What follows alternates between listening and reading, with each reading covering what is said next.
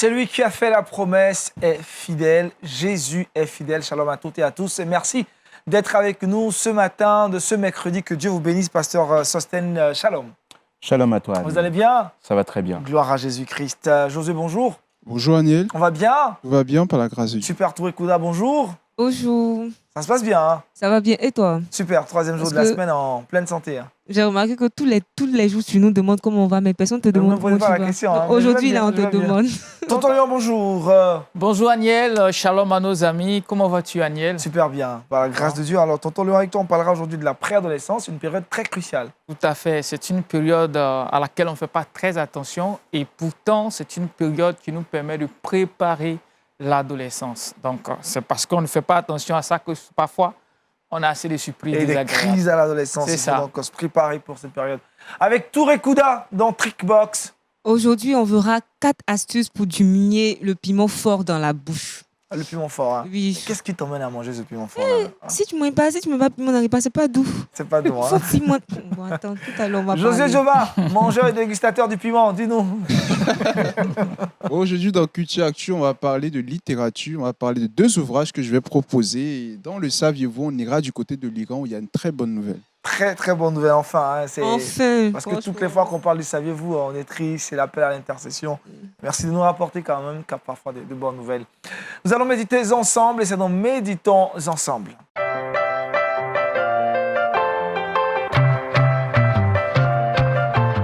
Ce matin avec le pasteur Sostène, le thème « Dieu nous veut du bien ». Oui, c'est très important de garder cela à l'esprit.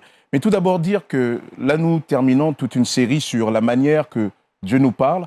On a vu que Dieu nous parle par la Bible, Dieu nous parle par la prière et le jeûne, Dieu nous parle par des rêves, des songes, des visions, par les épreuves, la souffrance, à travers le temps, les circonstances, par les ministères, les dons spirituels. Et nous avions vu pour terminer par le renouvellement de l'intelligence. Et donc, il est très important, lorsque nous considérons que Dieu nous parle, de garder un passage à l'esprit. Ésaïe 55, 11 dit « Ainsi en est-il de ma parole qui sort de ma bouche, elle ne retourne pas à moi sans effet, sans avoir exécuté ma volonté et accompli avec succès ce pourquoi je l'ai envoyé. » Ce que je veux dire là, au travers de ce verset, il faut garder à l'esprit que lorsque Dieu nous parle, il veut produire quelque chose en nous. Il veut produire quelque chose en nous. La Bible nous enseigne que Dieu n'est pas comme un homme qui aime parler en vain. Lorsque Dieu prononce sa parole, c'est qu'il veut accomplir quelque chose. Qu'est-ce qu'il veut accomplir en nous? En fait, il veut accomplir et veut nous faire rentrer dans les choses qu'il a préparées d'avance afin que nous les pratiquions. La Bible nous dit que lorsque Dieu parle, il ne parle pas dans le vide. Il dit, ma parole, elle ne retourne pas à moi sans effet. Donc, lorsque Dieu nous parle, il veut produire quelque chose en nous et cela veut dire que nous devons y répondre. Nous devons y répondre. Il ne suffit pas juste d'entendre Dieu parler, mais ce qui va produire, ce que Dieu veut, l'objectif de Dieu, c'est notre réponse. Et il y a des fois, nous pouvons frustrer Dieu d'une certaine manière. Vous savez, dans le livre de Malachie, la grande question, un homme peut-il frustrer Dieu? Et Dieu dit oui, on peut me frustrer. Et Dieu peut être frustré dans le sens qu'il veut accomplir quelque chose avec nous, il nous aime, il veut accomplir quelque chose, alors il nous parle et il n'y a pas cette réponse. C'est-à-dire que l'objectif qui s'est fixé en nous parlant, ne trouve pas écho en nous. Donc Dieu, lorsqu'il nous parle, il veut qu'on puisse obéir à cette parole. La parole de Dieu implique l'obéissance. Et souvent, on peut avoir du mal sur ce terrain-là parce qu'on se dit, mais finalement, Seigneur, tu me parles, comment je dois considérer toute cette notion-là.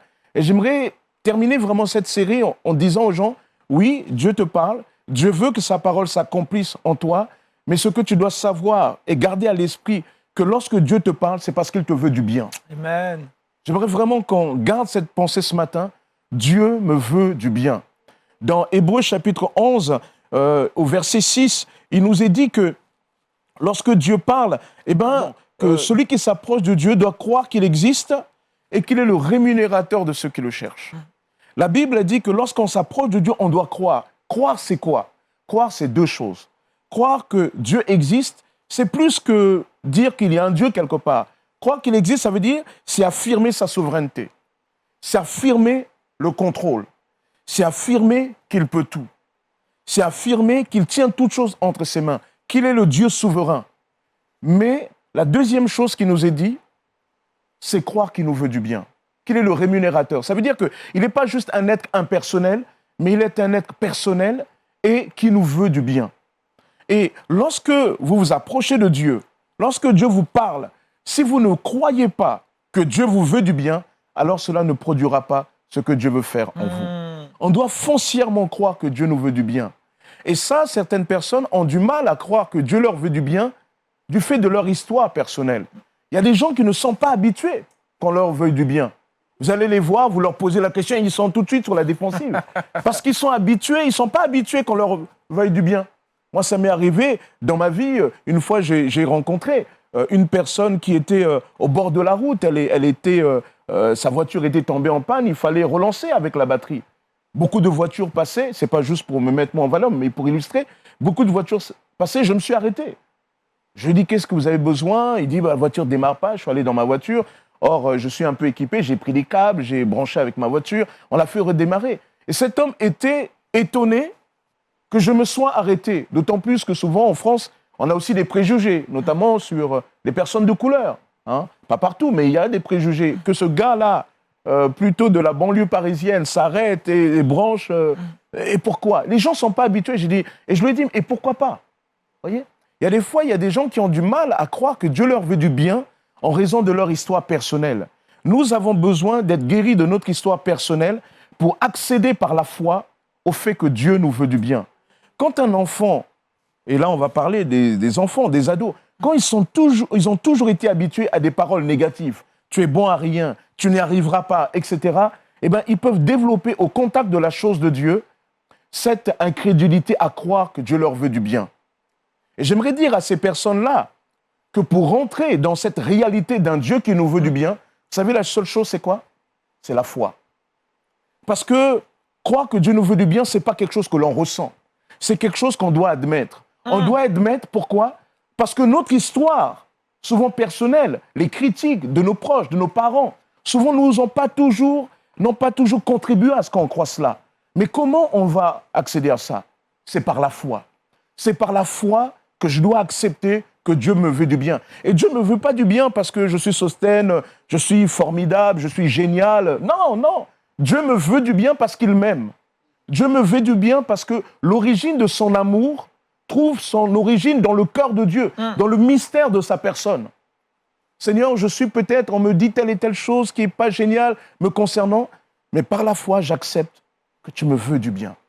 Donc c'est très important. Et lorsqu'on comprend que Dieu nous veut du bien, on panique moins.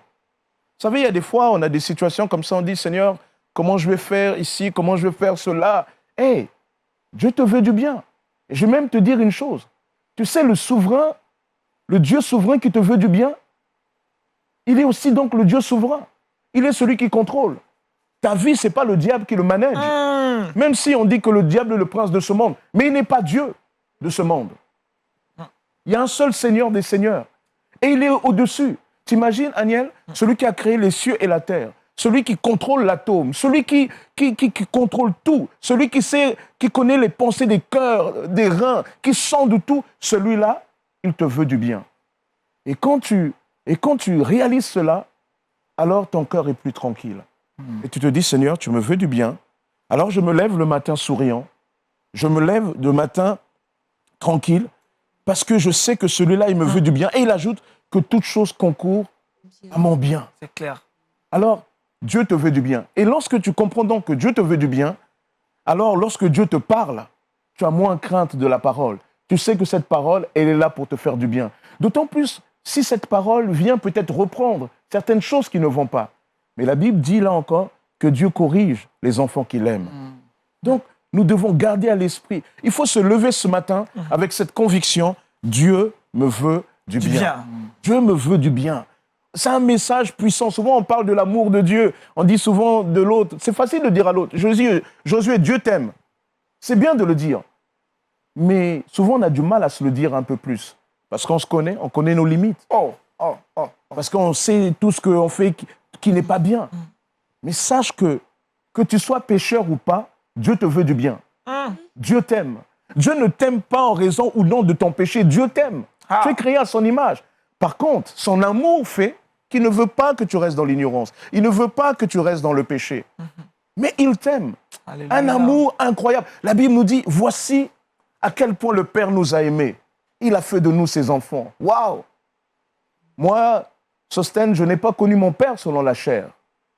Mon grand-père qui m'a élevé jusqu'à l'âge de 10 ans, je l'ai laissé pour aller en France suivre ma maman. Et j'ai grandi sans un papa. Et j'avais commencé à développer une certaine vision du Père. Et un jour, Dieu est venu guérir mon cœur. Il a commencé à restaurer la paternité dans mon cœur. Il a commencé à m'expliquer que lui n'est pas comme le Père de la terre qui a échoué, qui n'a pas réussi en tout, en étant présent. Lui, il est le Père céleste. Il y a eu des fois, j'étais en lutte avec ça parce que j'avais mal agi et je sentais et je disais, Seigneur, je ne suis pas digne d'être aimé. Laisse tomber. Je ne faisais que dire ce que je pouvais penser de ce que les gens... je n'ai fait que dire ce que les autres... J'imaginais que les autres pouvaient penser de moi. J'ai dit, Seigneur, je ne suis pas digne. Et tu sais ce que j'ai ressenti, Aniel, à ce moment-là? Une douce présence de Dieu. J'ai dit, Seigneur, comme un manteau. J'ai dit, Seigneur, je ne veux pas de ce manteau-là. Je ne suis pas digne. Et Dieu me dit, je t'aime, Sostène. J'ai dit, je ne suis pas digne, Seigneur. Il dit, je t'aime. Et j'ai dit, pourquoi, Seigneur? Il me dit, je t'aime parce que je t'aime. Tu ne trouveras pas de raison à mon amour. Accepte simplement que je t'aime comme ça. Et c'est là que Dieu a commencé à restaurer en moi l'image du Père. Et c'est cette image du Père que j'essaie de communiquer à mes enfants. Il n'est pas évident dans nos cultures africaines de dire à nos enfants, je t'aime. Mais nos enfants ont besoin qu'on leur dise, je t'aime. Pas simplement, je vais t'acheter des baskets. De dire, il sait bien que je l'aime parce que je lui achète des vêtements. Non. Les mots ont une puissance. Le mot qui vient d'un père, le mot qui vient d'une mère, a une puissance plus importante qu'un président, un directeur, de quoi que ce soit. Parce que c'est eux, dans notre ADN, dont nous avons le message, qui sont les gens qui nous aiment, qui sont des porteurs d'une parole puissante, c'est les dépositaires de quelque chose en nous. Et quand ces gens viennent et disent « moi je t'aime, je t'aime, je t'aime », alors ça bâtit quelque chose. L'enfant est grandi avec une assurance, etc. Dieu nous veut du bien. Dieu nous veut Il faut du bien. garder cela à l'esprit. Dieu, Aniel, te veut du bien. Et ça, tu dois garder ça à l'esprit. Et quel que soit ce que les gens diront de toi, garde à l'esprit. Dieu te veut du bien. Josué, la même chose. Kunda aussi. Léon, la même chose. Nous tous ici, sur le plateau, Dieu nous veut du bien. Amen. Gardons cela à l'esprit. Et lorsqu'il nous parle, c'est parce qu'il veut faire de bonnes choses avec nous.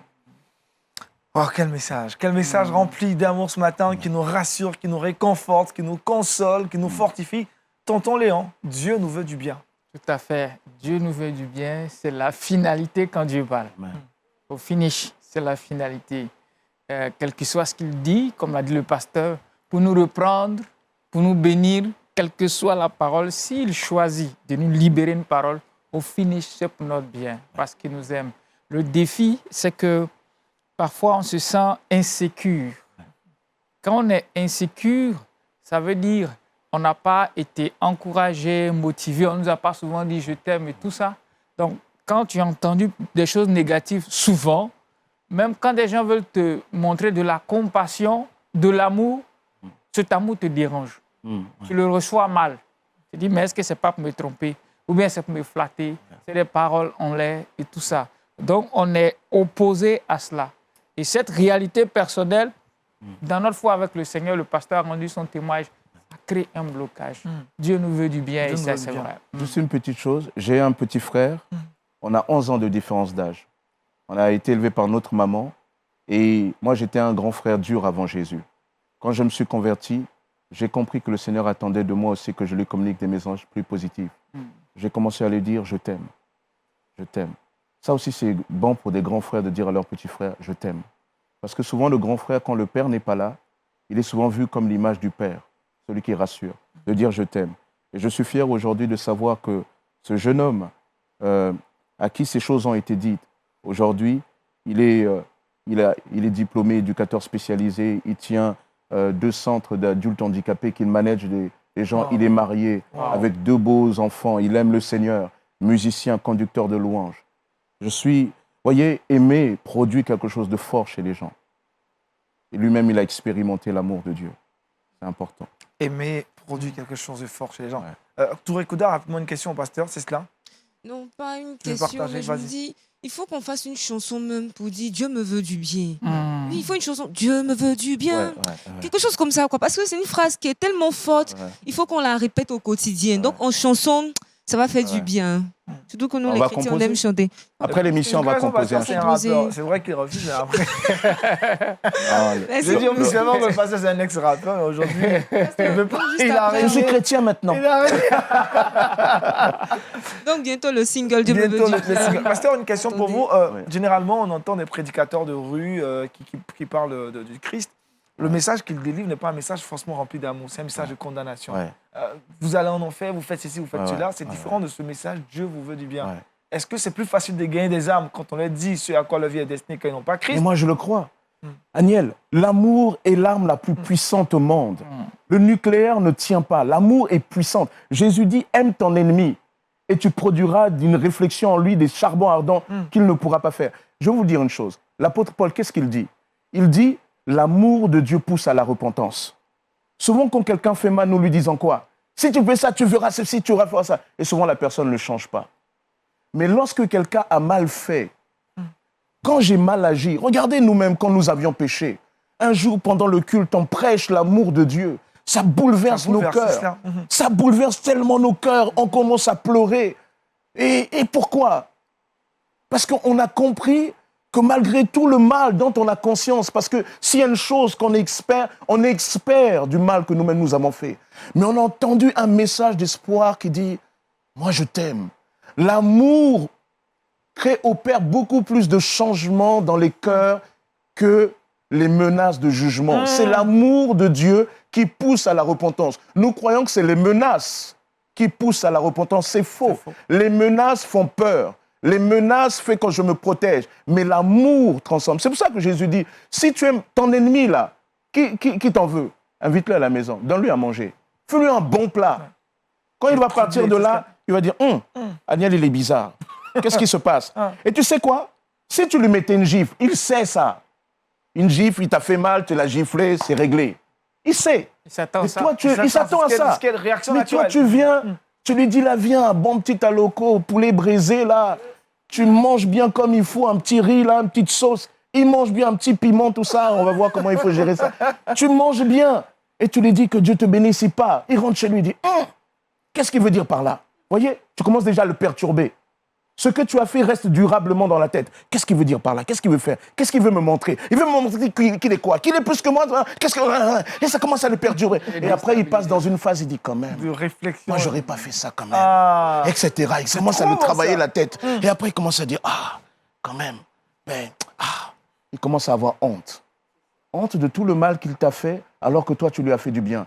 Et demain, tu as de plus grandes chances de gagner un voisin, de gagner un ami, de gagner un collègue, de gagner un frère, que si toi, tu avais répondu comme lui. L'amour est une puissance qui bouleverse des choses comme incroyables. On a parlé la dernière fois de ce catcheur qui a découvert à l'église l'amour. Il connaissait la violence. Il connaissait. Il avait peur même d'aller à l'église parce qu'il savait dans son environnement, on le jugerait. Mais il allait dans une communauté, on ne l'a pas jugé, on l'a aimé. L'amour est une puissance. Frère, dans une église, il faut que quand les gens rentrent, ils ressentent l'amour. Vous savez, une des choses qui me tient à cœur en France, j'ai une équipe d'accueil. Je leur dis souvent, vous savez quoi? L'accueil, votre ministère est souvent plus puissant même que le mien à certains moments. Parce qu'il y a des gens qui vont rentrer dans l'église. La louange, ça ne va rien leur faire. La prédication ne va pas les impressionner. Mais qu'est-ce qui va le passer? Par rapport à son histoire personnelle, c'est le premier contact. Quand il va franchir le seuil de l'église, ce sourire-là, de bienvenue que le dit, sois le bienvenu. Soyez les bienvenus. Vous voulez quelque chose? Oh! Et ils vont dire, quand je suis rentré là, ce jour-là, Dieu m'avait déjà conquis. Dieu m'avait déjà conquis. Voyez? Donc, gardons cela à l'esprit. Dieu m'avait déjà conquis par la bonté. Soyons bons. Donc, l'accueil dans les églises, c'est un ministère du sourire et de l'amour. C'est là que commence le message de l'Évangile. Elle ne commence pas sur l'estrade. Elle se termine sur l'estrade avec l'appel. Mais elle commence par l'accueil. Par l'accueil.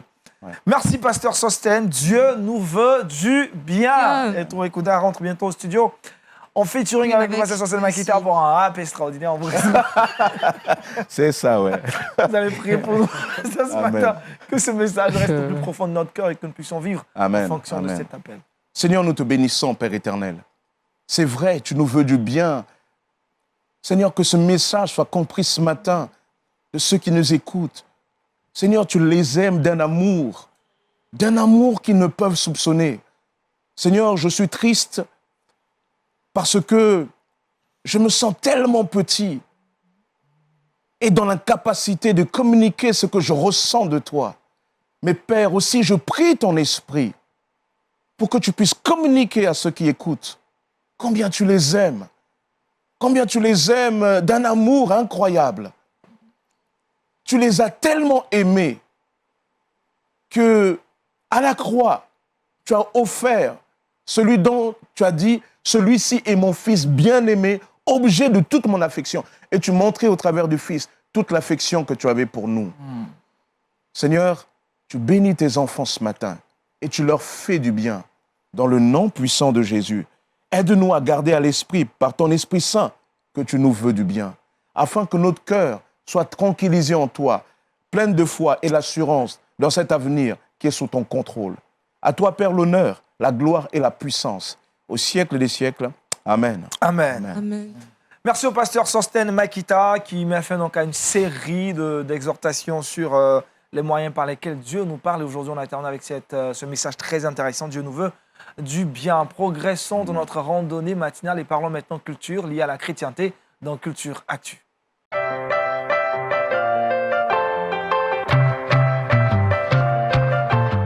Littéraire, les mercredis, c'est lui, Josué Dioba, il nous parle de littérature ce matin. C'est bien cela, Aniel. On va parler littérature, plus précisément de deux ouvrages. Le premier ouvrage est celui de Valentin Pringuet, étudiant Oser l'entrepreneuriat. C'est un ouvrage paru en 2017 et composé de 126 pages. C'est un guide motivant les jeunes à entreprendre dans leurs études et qui veulent se lancer dans la création de leur propre business. On le sait aujourd'hui que l'entrepreneuriat est l'une des voies pour obtenir son indépendance financière et plusieurs personnes, après la sortie de l'université, n'ont pas forcément un emploi, n'ont pas forcément des postes de responsabilité, mais l'entrepreneuriat te permet aujourd'hui de pouvoir monter son propre business et de pouvoir être son propre CIO. Ainsi, cet ouvrage vient donc armer l'étudiant, lui montrant la voie et démarches à suivre pour réussir dans ce domaine. C'est donc un ouvrage principalement pour les étudiants, ces personnes-là qui font des études présentement sur l'université. Le second ouvrage que je propose est celui de Michel-Yves Bolloré et d'Olivier Bonassi, intitulé « Dieu,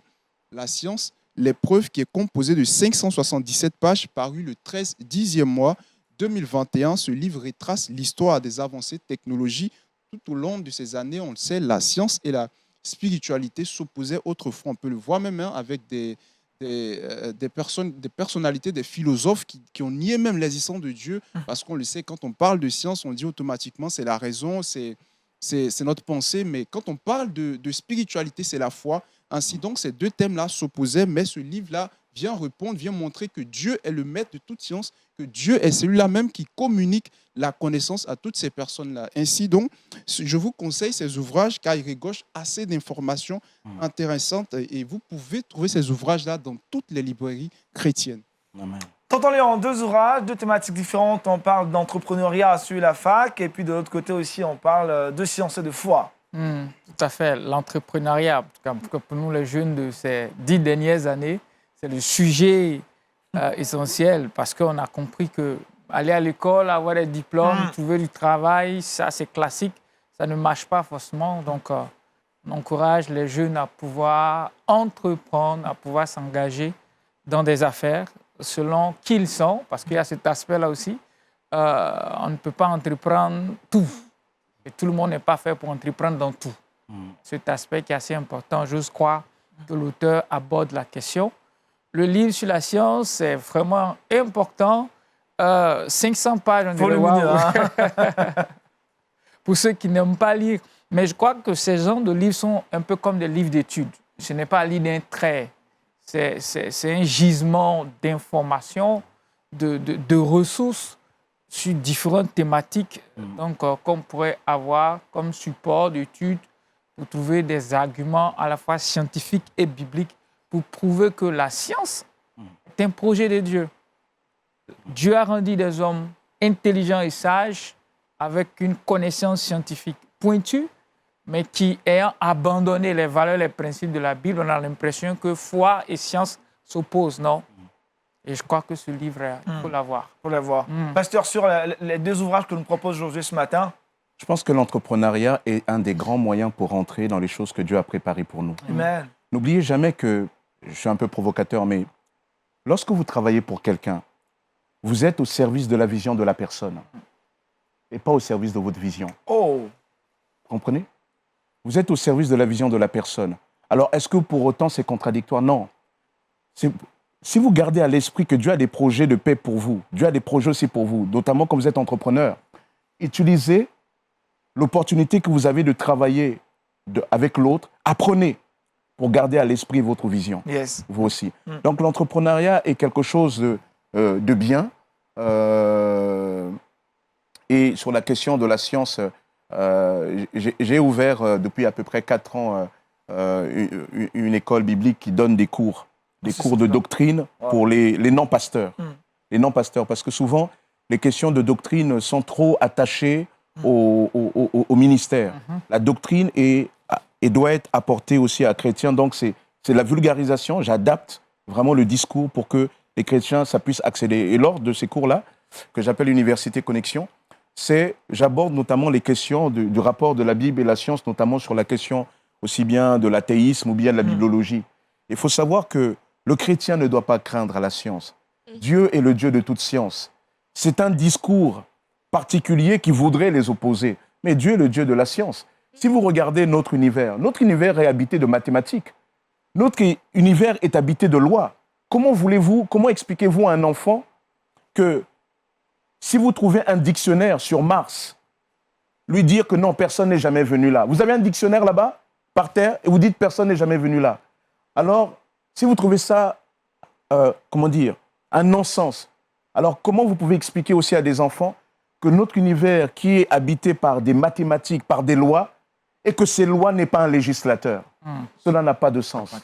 Donc, approprions-nous ces éléments de science, toutes ces choses-là, comme une manière que Dieu a de nous montrer la beauté de sa création et ne nous laissons pas impressionner. Donc, c'est des bons ouvrages qu'il faut lire aussi pour pouvoir développer une foi plus réfléchie.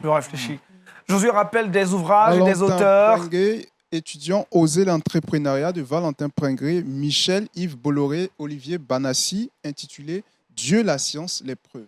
Merci Josué. Parlons maintenant d'éducation d'enfants, mais aussi de parents avec notre encadreur, tonton Léon, dans le Kids Time. C'est maintenant.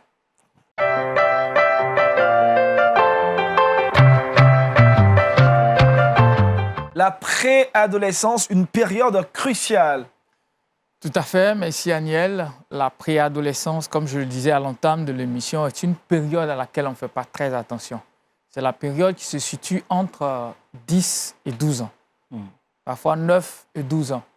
Puisque il y a certains enfants qui sont précoces, surtout les filles, qui déjà à partir de 9 ans, plus ont déjà des signes des signes physiques de l'adolescent. Voilà, des signes physiques, mais ils sont pré-ados. Encore, ils ne sont pas adolescents. On peut avoir des poils qui viennent, la voix, mais on est encore pré-ado. Voilà. Donc, c'est entre 10 et 12 ans. Et c'est une période extrêmement sensible où les enfants ont une personnalité assez spéciale. Donc, il faudrait les connaître et avoir l'attitude appropriée et pouvoir les préparer à une adolescence saine. Parce que là-bas, il y a des batailles. Mieux on est préparé, mieux on est armé pour pouvoir vaincre certains défis à l'adolescence. Alors, de 10 à 12 ans, les ados, les pré-ados plutôt, ont des particularités. Le pré-ado, émotionnellement, il est dit que ses sentiments sont en jachère. C'est-à-dire, le pré-ado, tout ce qui est émotion, sensibilité, est en veilleuse. On n'est pas en train de dire qu'il est insensible, c'est différent. C'est juste en veilleuse, mais son intellect, le cerveau tourne sans à l'heure, il réfléchit beaucoup. Le pré-ado a toujours une idée géniale. Le pré-ado, ils sont en bande. Les gars ensemble, les filles ensemble. Et s'il y a des moniteurs ou des parents, vous réalisez que si vous mettez des pré-ados, filles et gars ensemble, vous faites des jeux, vous allez vous rendre compte qu'ils ne vont jamais fusionner, ils ne vont jamais se mettre ensemble. Les filles ou bien les garçons accepteraient de perdre ce jeu, quitte à ne pas se mélanger aux garçons. C'est la période où les garçons sont en bande, ils jouent au foot et tout ça, où les filles, ça parle trop pour eux. Les filles, les garçons sont brutaux, ils ne sont pas propres, ils sentent et tout ça. Et c'est là que ça commence, les coquetteries chez les filles, on apprend à se maquiller, à être ensemble, et c'est là qu'on critique aussi beaucoup. Voilà. Donc, Antonio l'expert. c'est bon? Critiquer là, ça fait mal quand même. Non, quand je dis critiquer, ça peut être péjoratif. Mais les filles sont ensemble, elles ont toujours quelque chose à se dire, à faire un commentaire sur un habillement, à papoter. Voilà. C'est bon l'expression? Oui, ça va. D'accord. Merci, Pasteur Sostène. Voilà, à papoter ensemble. Et ça fait que les garçons et les filles, ça ne s'attire pas vraiment. On tombe très peu amoureux là, dans cette période, parce que les filles, ça parle trop, les garçons, c'est pas propre et tout ça. L'effet contraire, c'est qu'à l'adolescence, après 13 ans, c'est l'effet contraire qui se passe. Les émotions qui étaient en jachère, enfouies, un sol en jachère, c'est un sol qui devient quoi? Très riche. Donc, les émotions se réveillent et l'activité intellectuelle baisse. C'est pour ça que les adolescents, si vous remarquez bien, à 13 ans, 14 ans, 15 ans, les résultats scolaires baissent un tout petit peu. Si les parents font très attention, parce qu'il est défié dans son corps, il y a tellement de changements et tout ça, il est bon, il est brillant, mais vous allez voir que quelque part, les moyens diminuent un tout petit peu, parce que c'est difficile de se concentrer et de travailler. Il est en train de vivre plusieurs choses. Et le préado, lui, c'est là, d'abord, la réflexion. Et à l'adolescence, quand, pouf, waouh, mais c'est Touré, n'est-ce pas? Touré Kunda. Hey, est-ce que tu as vu Kunda? Kunda, on l'a vu ici. Elle traînait dans le quartier ici. Oui, mais waouh, elle est zopata. Elle est une jeune fille. C'est-à-dire, elle est belle. Du coup, le préado qui, ça ne lui disait plus rien, à l'adolescence, il s'émerveille de voir que la même jeune fille qui était dans le quartier pour qui ne lui disait rien, il commence à s'émerveiller. Parce qu'elle grandit, elle a des formes et tout ça, on commence à tomber amoureux. Et c'est là que Aniel, en une journée, il est tombé amoureux 3 fois en rentrant de l'école. Parce que les émotions vont... Ou bien, c'est 4 fois, Aniel. C'était 5 fois. C'était 5 fois. C'était 5 fois, voilà. Merci pour ta sincérité. Parce que c'est là que ça va dans tous les sens. Waouh, elle est belle. Waouh, elle est jolie. Waouh, j'aime ses yeux. Waouh, j'aime ses pieds. Waouh, j'aime quand elle parle. Parce que ça va dans tous les sens. C'est d'ailleurs pour cela que les préados, les adolescents, dans cette période, s'il n'y a pas quelqu'un pour les canaliser, tout de suite, ils vont venir t'annoncer que tonton, on est fiancés. Oui, pour nous qui sommes moniteurs à 14 ans, 16 ans, les gens sont venus nous dire qu'ils sont fiancés. C'est le premier amour. C'est tellement fort, c'est tellement passionnel que c'est la femme de leur vie. Il y a un Goumen qui n'est pas loin. Hein? Un chagrin d'amour mortel. Le pasteur Goumen, c'est... Je ne sais pas ce que c'est. C'est le chagrin d'amour. Voilà. C'est une expression. Le chagrin. Hein. Goumet. Goumen, le Goumen. D'accord, ok, c'est bien. Voilà, vous pourrez aller en France. Ouais, je vais le transporter avec C'est lui. ça. Voilà. Donc, le préado, il ne connaît pas ça. Et il y a des changements. Donc, quand on sait que là, ces émotions sont en jachère, on commence à le préparer. Et il y a une culture. Dans la Bible, la culture juive, ils l'ont compris. Et c'est une période dans la croissance de l'homme qui est importante, où il faut travailler. Dans la culture juive, les préados sont appelés les Nahar. Bon, ceux qui font l'hébreu, vous m'excuserez si je prononce mal. Nahar. Et à la préadolescence, il y a une formation spéciale qui se fait. C'est la bar mitzvah. Et quand ils finissent cette période d'initiation, ils deviennent maintenant des ba'our. C'est-à-dire, ils sont formés à 12 ans et plus à être responsables, à pouvoir prendre part aux réunions d'adultes. C'est pour cela qu'on parle de Jésus à 12 ans au temple. Jésus, à 12 ans au temple, les pharisiens, les docteurs de la loi étaient émerveillés de sa connaissance. Mais dans la culture juive, se retrouver au temple à 12 ans, en train de discuter des principes bibliques, c'était pas parce que c'était le Fils de Dieu. C'était normal. À 5-6 ans, oui, le petit juif connaît la Torah. À 12 ans, il a une parfaite maîtrise de toutes les lois, des 5 livres de Moïse. Après 12 ans, soit il opte pour faire le métier de ses parents, ou bien il opte pour devenir pharisien, ou bien docteur de la loi. C'était ça leur vie. C'est l'âge de la maturité C'est spirituelle. l'âge de la maturité spirituelle, merci pasteur. Donc on devient des baours. Donc je reviens dans notre contexte. Les moniteurs, les églises, vos 10 et 12 ans, même s'il y a un programme national qui est là, qu'on doit faire dans toutes les églises, ayez un programme spécial pour vos 10 et 12 ans qui les prépare à l'adolescence. Qu'est-ce qui va se passer à l'adolescence? À l'adolescence, les sentiments amoureux vont venir. Donc, il faut déjà le préparer. C'est quoi l'amour? C'est quoi la sexualité? C'est quoi tomber amoureux? À l'adolescence, les questions d'amitié, de relation, les amis seront plus importants que la famille. C'est quoi l'amitié?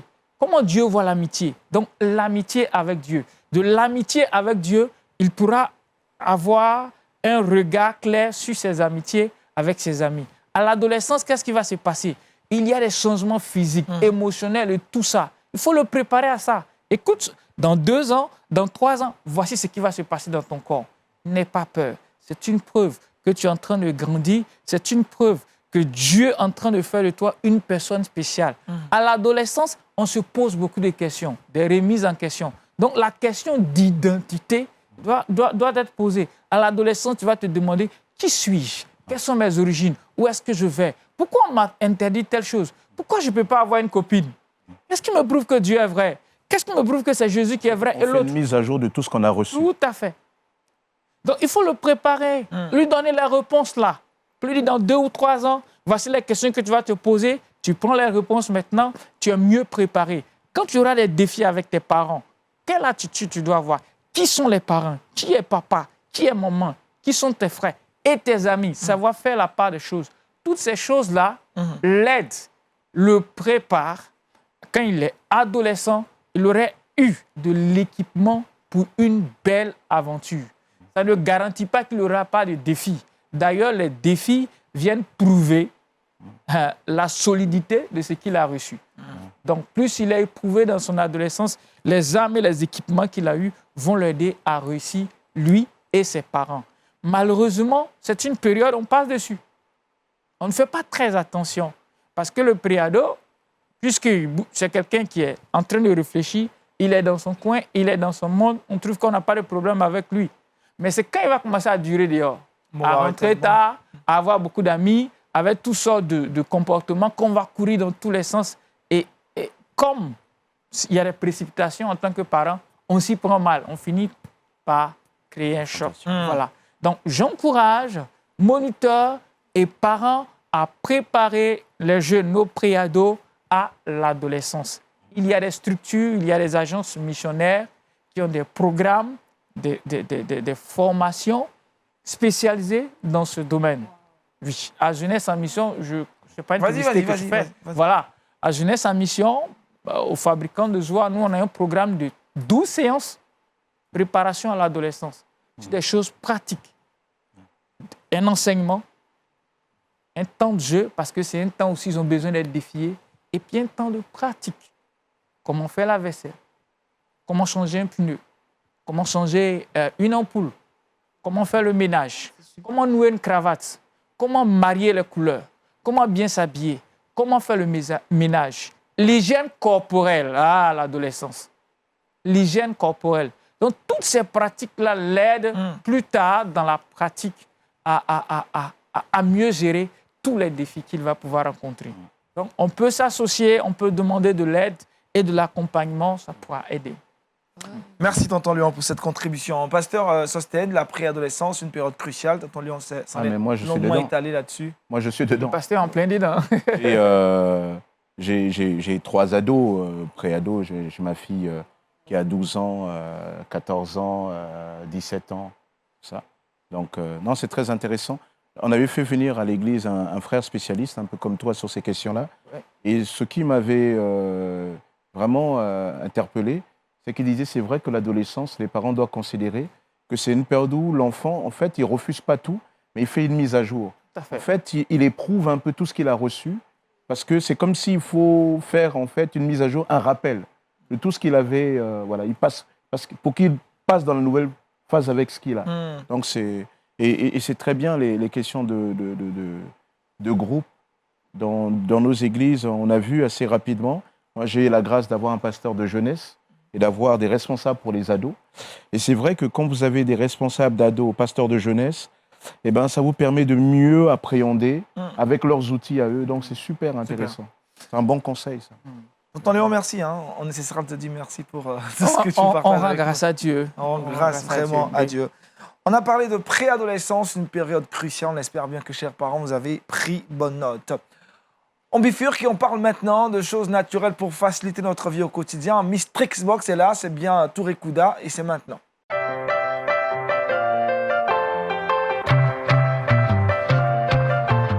Et puis aujourd'hui, il y aura du piment. Du piment au menu. Je ne sais pas si sur ce plateau, on a des amoureux du piment. Le pasteur Sosten Makita Ouais. lève le doigt. Je mangeais épicé.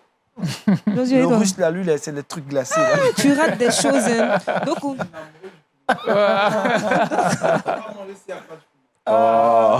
franchement.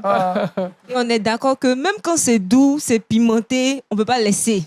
Voilà. Et donc, lorsqu'on a la bouche en feu, il y a quelques astuces pour atténuer cela. Tout d'abord, il faut rincer la bouche avec de l'huile d'olive. Je ne sais pas si vous savez. Oui. Non seulement c'est l'onction, mais ça permet aussi de calmer le feu dans la bouche. Donc, vous rincez rapidement la bouche, vous recrachez, n'avalez pas surtout l'huile d'olive. Il faut recracher, ça va aider à atténuer le feu qui est dans la bouche. On peut également boire du yaourt, des produits laitiers. Voilà, il faut boire du yaourt, c'est doux, c'est tendre, ça va aussi calmer le feu dans la bouche. On peut également manger du sucré. Manger du sucré, laper du miel ou des carreaux de sucre, on va craquer et tout dans la bouche. Les minutes qui vont suivre, on va voir que le feu va diminuer. Je ne sais pas si vous avez déjà essayé ces astuces-là. Le yaourt, vous avez déjà essayé? Le sucre. Le sucre. Agnès, toi, quand Moi, c'est chaud, là, quand tu c'est fais quoi? Je fais rien. Hein. Je Tu laisse fais le rien. passer, hein. Laisse-la, ouais. Tu pleures même si tu es en public. Je pleure en Toi, plus. t'es un warrior, ça. Guerrier comme pas Guerrier. possible, hein. Waouh. Il a des larmes et on ne sait pas pourquoi. C'est le film. Par contre, il y a certaines cultures où manger du piment aussi, c'est montrer qu'on est fort. Hein. Ah, ouais. Ouais, quand tu manges du... Bon, bref, c'est pas le cas chez nous. Donc, la dernière astuce, c'est la mie de pain qu'on peut manger à cause de l'amidon. Ça va aussi aider à atténuer le feu dans la bouche. Par contre, si vous mangez le Carolina Reaper, qui est le piment le plus fort au monde, excusez-moi, on ne peut rien faire pour vous. Oui, là, par contre, c'est très dangereux. Donc, ça ne pas toucher les petits piments qu'on connaît sur les marchés. Ça, par contre, on a des solutions pour ça. Waouh. C'est vrai que le piment, c'est pas évident. Hein. Moi, j'ai assisté une fois à une compétition de dégustation de piment. Ouais. Mais celui qui a gagné, après, il était mal en point. Hein. En Côte d'Ivoire ici. En Côte d'Ivoire ici, heureusement qu'il y avait un médecin, c'était très bien organisé. Et on lui a donné après des trucs. Mais pendant 3 jours, Il y en a certains, ça rend ivre. Hein. Ouais. Certains, quand ils prennent du piment, ils se mettent à rire. Ouais. Hein. Ce système, vous êtes vraiment génial. Merci, pasteur. Bon, peut-être qu'il faut préciser après le repas. Hein. Le piment, c'est pendant le repas qu'on... Oui, je veux dire, les je prends astuces. un morceau, ça pique, et puis je prends un peu de yaourt, je prends un morceau, ça pique, je prends un peu de sucre. Naturellement, après avoir mangé. Après avoir mangé. Voilà. Non, tu peux essayer ces techniques-là, après tu retournes au plat qui piment. L'idéal, c'est après le Les sauces repas. vraiment épicées. Merci Touré pour ces 4 astuces pour diminuer le piment dans la bouche. On retrouve en fin d'émission Josué Dioba dans le Saviez-vous?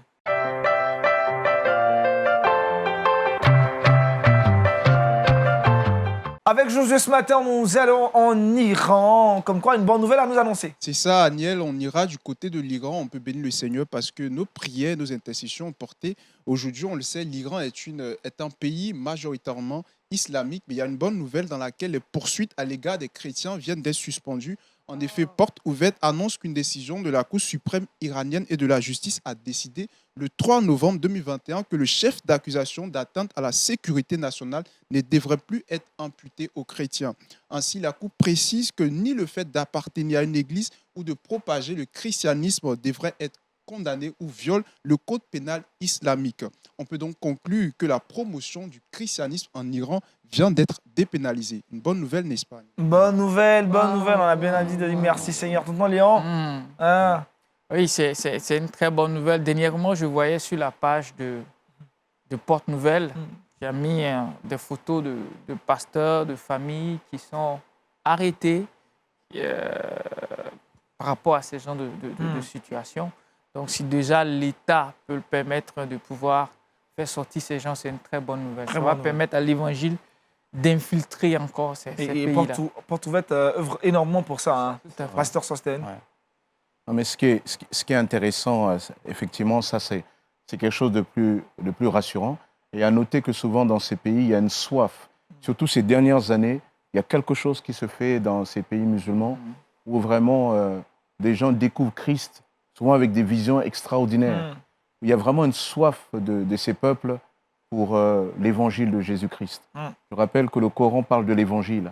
Et c'est un bon tremplin pour expliquer quel est cet évangile. Quel est cet Et évangile? que le Seigneur soit béni déjà Amen. pour nos frères. Sujet de sœurs d'Iran, remerciement, hein. Prière de Un grand remerciement soulagement pour les chrétiens pour les iraniens. chrétiens en C'est Iran. On une ira bonne faire un nouvelle. tour là-bas Bien évidemment, très bientôt. très très bientôt. On ira. Amen. Le verset vous sort, Touré Kouda. Se trouve dans le livre d'Ésaïe 55, le verset 11. Ainsi en est-il de ma parole qui sort de ma bouche. Elle ne retourne point à moi sans effet, sans avoir exécuté ma volonté et accompli mes desseins. Sachez-le, Dieu vous veut du bien. Merci, Pasteur Sostène. On a été Merci à fortement toi. bénis par cette exhortation. Très, très intéressant de nous rappeler que Dieu veut Ouais, toujours notre bien. Donc, on merci Génial. pour le pasteur Sostène qui a des pré-ados, des ados, ça l'aidera beaucoup plus pour les parents. Et pour Touré Kouda et pour José, on attend aussi des pré-ados, ça les aidera plus tard aussi. Amen. Sans oublier le single bientôt disponible. Et c'est clair, n'oublie pas. Et on va peut-être tient à faire cela, hein. une improvisation, même. Ça va donner quoi, Pasteur Sostène? non, moi Je je ne sais veux pas. dire, Ouais, ça- t'es- quand vous êtes un ancien rappeur, Comme je ne suis pas précisez. devant un instrument, en fait, j'ai Non, besoin pas- d'être devant un instrument. Franchement, Oui, parce que je peux demander c'est. Parce que à l'arrière, faut- on va envoyer un instrument. Non, Est-ce qu'on peut avoir un instrument, s'il vous plaît? Si c'est Daniel est possible, s'il vous terrible. plaît. À la c'est pas réalisation. possible. Non, en fait, il faut comprendre que chanter, c'est d'abord écouter. D'accord, vous Donc, écoutez qui quand on ne s'écoute pas et qu'on n'a pas un instrument, on a. Vous voulez voilà. quel type d'instrument? On n'a pas de ça maintenant, Pasteur. Non, mais ça va aller, mon frère. Que Dieu te bénisse, alléluia. Merci à toute l'équipe de production. C'est dans une telle ambiance qu'on se dit au revoir. Demain, nous serons avec Daniel Kragby. Je vous retrouverai vendredi. D'ici là, portez-vous bien. Shalom et excellente journée sur LMTV. Au revoir. Bye.